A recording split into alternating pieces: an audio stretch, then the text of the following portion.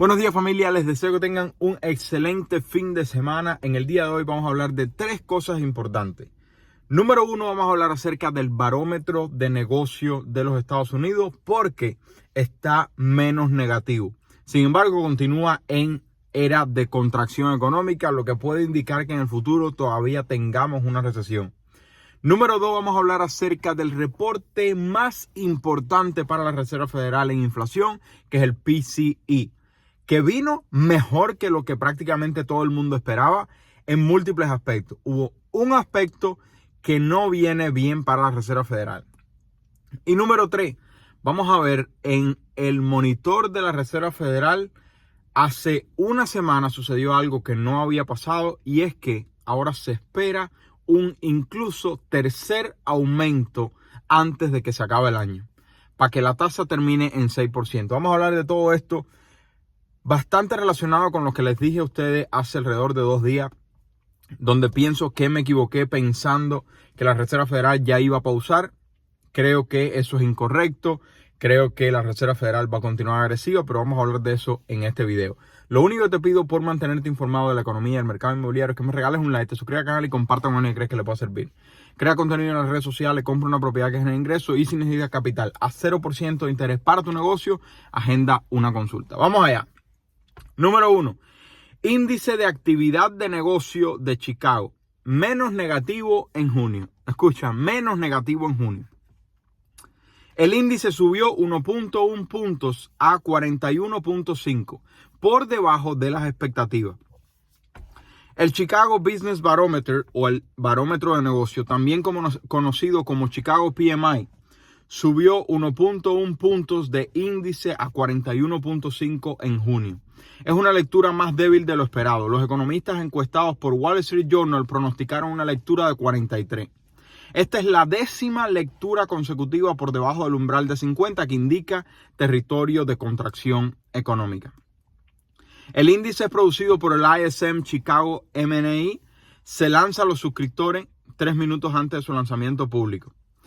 Los encuestados, las encuestas manufactureras regionales de la Fed han sido mixtas este mes, dijo Aichi, economista de Nomura Securities. Y esto nos confirma que podemos estar sin duda alguna en contracción económica. Ahora vamos a ver la conclusión del índice de PCE, que es el favorito de la Reserva Federal. Pero antes de pasar a eso, múltiples indicadores económicos de factoría, barómetro de negocio, consumidor, etcétera, etcétera, etcétera, han marcado por años negativo, lo que nos pone en una posible contracción económica. Pero esa contracción económica, a no ser, evitando el primer y segundo trimestre del 2022, donde se le cambió el concepto de recesión, que ya no era Producto Interno Bruto solamente cayendo 2 trimestres consecutivos, hemos tenido la economía aumentando y aumentando y aumentando. De hecho, esta semana se actualizó el Producto Interno Bruto del primer trimestre y aumentó no 1.1%, no 1.3%, no 1.6% como esperado, 2.0%. O sea, mamá y papá continúan gastando dinero. Vamos ahora a el indicador favorito de inflación de la Reserva Federal. Recuerda que tenemos 3 fundamentales. Tenemos el CPI, que es el índice de precios al consumidor, el que tú y yo, el que nos afecta a ti y a mí. Tenemos el PPI, el índice de precios al productor, que son las ventas al por mayor, o sea, lo que le paga Walmart a la granja por la caja de platanito es el PPI. Lo que tú y yo pagamos por cada platanito es el CPI. Y el PCE es el índice de gastos de gasto de consumidor, que este es el favorito de gasto personal del consumidor, que este es el favorito de la Reserva Federal porque es el que más demora en bajar. Y ellos quieren asegurarse de que baje bien para no cometer el error de 1970. Entonces, la Reserva Federal prácticamente está entre la espada y la pared, entre inflación y recesión, ya lo hemos hablado en otro momento. Número 1, el ingreso personal. El mes anterior fue de 0.4%, se esperaba que viniera 0.3% y aumentó 0.4%. O sea, ingreso personal por encima de lo esperado.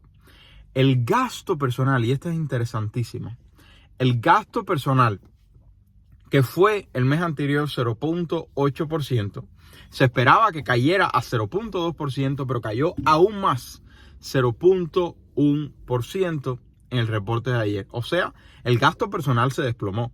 Esto es interesante mirar esto porque si el consumidor consume menos, eso de por sí solo puede provocar una recesión económica. Si tú y yo dejamos de comprar zapatos, platanitos y televisores, se acabó, recesión económica. El PCE, que es el indicador favorito de la Reserva Federal, cayó de 0.4%, que es el mes de abril, mes tras mes, a 0.13% en el mes de mayo, mes tras mes. El core, que es el indicador de PCE menos la inflación de la energía y del alimento, que son volátiles, cayó de 0.4 a 0.3, positivo. El PCE año tras año cayó de 4.4 a 3.8, positivo, muy por debajo de lo esperado. El Core PCE cayó de 4.7 a 4.6, positivo. Todos los indicadores del PCE fueron positivos para la economía y para la Reserva Federal en el día de ayer. El único que pudiera ser algo que tenemos que continuar observando es el ingreso personal, porque continúa por encima de lo que quiere la Reserva Federal. La Reserva Federal, recuerda que dice que el mayor problema que existe en la economía del día de hoy es un mercado laboral demasiado rígido. Y esto hace que las compañías tengan que pagar más para atraer trabajadores. Los trabajadores entonces gastan más y esto crea más inflación. Esta es la típica inflación salarial. Y la Reserva Federal no le gusta ver este número por encima del 0.4% en lo absoluto. Por lo tanto, eso es algo que observar. Y algo que nadie se esperaba. El gasto personal cayó de 0.8 a 0.1% en este reporte. Eso es algo curioso que hay que también observar. Ahora, este es el reporte de PCE más bajo desde abril del 2021. Por lo tanto, si te fijas en este reporte de PCE 3.8%, la situación está mejorando. Que todavía los precios de los huevos, los tenis y todo lo que consumimos estén altos, correcto. Recuerda que inflación no es que se vaya la inflación, no es que los precios caigan, es que la velocidad a la cual los precios aumentan disminuye. Voy a explicar rapidito este concepto, lo he explicado antes, pero yo entiendo que muchas personas estén frustradas porque no entienden el concepto de inflación y dicen, ¿qué inflación está bajando? Yo veo los precios iguales. Déjame explicar el concepto bien rápido.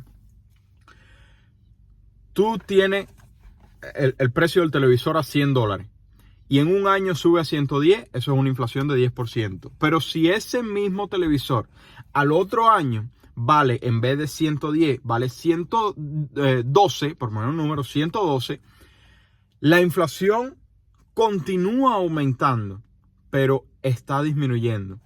Sin embargo, esto no es que los precios cayeron. Fue de 100 a 110 una inflación de 10% en el primer año.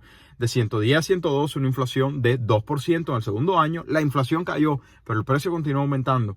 Eso es un concepto relativamente sencillo, pero es súper importante entender porque de lo contrario no entiendes el progreso que se va realizando en la economía. La caída de la inflación no significa caída de los precios, significa caída de la velocidad a la cual los precios iban aumentando. Espero que eso se entienda.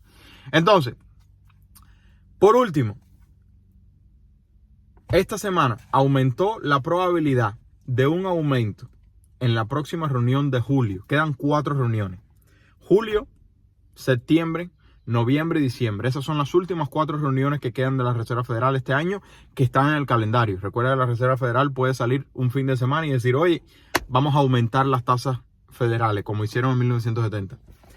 Pero hay 4 reuniones agendadas. Una a finales del mes de julio, creo que el 26 de julio, la próxima que viene. Septiembre, noviembre y diciembre. Aumentó la probabilidad de que haga un aumento en julio a 87%. O sea que solamente 13% del mercado piensa que la Reserva Federal va a continuar en pausa. Esto es prácticamente lo que yo les dije hace 2 días, que creo que al principio me equivoqué en decir que la Reserva Federal ya iba a pausar. Me parece que con el Producto Interno Bruto tan alto que salió del primer trimestre, la Reserva Federal todavía tiene que seguir apretando. Julio se ve un aumento. Septiembre se ve un aumento. Noviembre y diciembre están parejos con un tercer aumento que hasta hace una semana no se veía. Ya el mercado ve las tasas federales en el final del 2023 entre 5.75 y 6%. Hablar de 6% hace un año era una locura. Teníamos como 2% de tasa federal. No hemos tenido tasa federal de 6% en mucho tiempo. Vamos a ver cómo esto va a repercutir en la economía. Recuerda la teoría del horno y del cake, que tú puedes poner el horno a 500 grados, por poner un número, y poner el cake y darle el tiempo a que se cocine y entonces sacarlo. O tú puedes apresurarte como una Reserva Federal agresiva y poner el horno a 800 y quemar el cake. Entonces, ¿cuál es tu opinión? ¿Crees que la Reserva Federal tiene que pausar ya por completo y dejar que el cake se cocine a 500 grados, o sea, a 5% de tasa federal? ¿O tiene que aumentar las tasas federales aún más y acelerar el proceso de el horno, del cake en el horno, pero con el riesgo de que el cake se queme o que la economía entre en recesión económica? Vamos a ver la buena noticia. La inflación en el día de ayer, según el reporte favorito de la Reserva Federal, bajó en todos los aspectos. Lo único negativo es que el ingreso está por encima de lo que quiere la Reserva Federal. El barómetro de negocio aumentó, pero continúa por 10 meses consecutivos por debajo de 50, o sea, contracción económica. Y el mercado ya mira la tasa federal entre 5.75 y 6%, algo que anterior a esta semana no se veía. Quedan 4 reuniones. ¿Crees que vamos a llegar a 6 o nos vamos a mantener entre 5 y 5.5? ¿Cuál es tu opinión? Por favor, nadie sabe qué va a suceder, por eso lo mejor es crear contenido en las redes sociales, compra una propiedad que genere ingresos y si necesitas capital a 0% para tu negocio, puedes agendar una consulta. Se le quiere, familia. Bye bye.